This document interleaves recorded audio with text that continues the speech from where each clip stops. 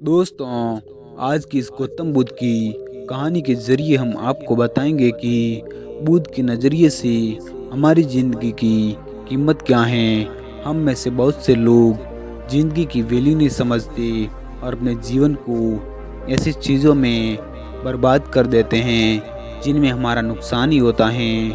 कुछ लोग अपनी ज़िंदगी शराब के पीछे बर्बाद कर देते हैं, तो कुछ लड़कियों के चक्कर में, और कुछ लोग सारी ज़िंदगी पैसा पैसा कर देते हैं। आज की इस गौतम बुद्ध की कहानी के जरिए आप जानेंगे कि हमारी ज़िंदगी कितनी कीमती है और हमें इस कीमती ज़िंदगी को किस तरह जीना चाहिए। एक बार की बात है, गौतम बुद्ध अपने शिष्यों को ज़िंदगी से जुड़ी अच्छी बुरी चीज़ों का ज्ञान दे रहे थे। सभी शिष्य उनकी बातों को बहुत ध्यान से सुन रहे थे। उन सभी में से एक शिष्य ऐसा था जिसको प्रश्न पूछने की बहुत आदत थी।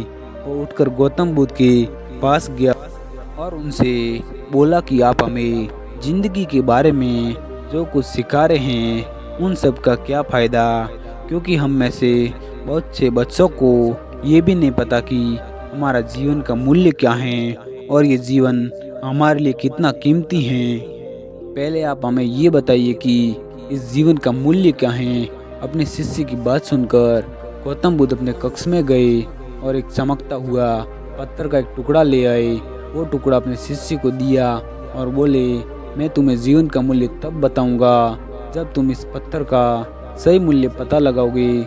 साथ ही ये भी ध्यान रखना है कि तुम्हें ये पत्थर का टुकड़ा बेचना नहीं है। गौतम बुद्ध की बात सुनकर वो बाजार की ओर चला गया। बाजार में सबसे पहले उसकी नज़र एक फल बेचने वाले पर पड़ी और उस पत्थर को उस फल वाले को दिखाया और बोला कि इस पत्थर के बदले आप मुझे कितने फल दे सकते हो।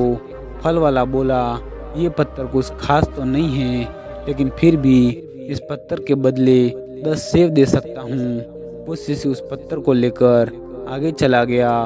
फिर उसे एक सब्जी वाला मिला। शिष्य ने उस सब्जी वाले से उस पत्थर की कीमत पूछी।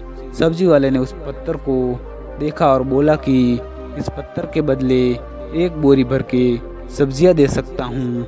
इसके बाद वह शिष्य एक सोने के व्यापारी के पास लेकर गया। उस पत्थर के टुकड़े को देखते ही उस सुनार ने 100 सिक्के देने के लिए कहा।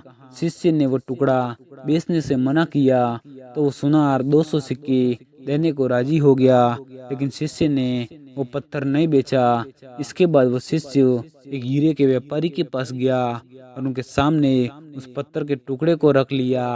उस पत्थर के टुकड़े को देखते ही एक साफ कपड़ा बिछाया, उस पत्थर को उसके ऊपर रख लिया, उसकी परिक्रमा की और हाथ जोड़कर उस पत्थर को उस कपड़े के अंदर लपेटते हुए बोला, तुम इसे मामूली पत्थर समझकर इसकी कीमत पूछ रहे हो।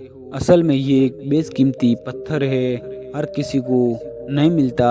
मैं सब कुछ बेच भी दूं तो भी इस हीरे की कीमत नहीं चुका सकता।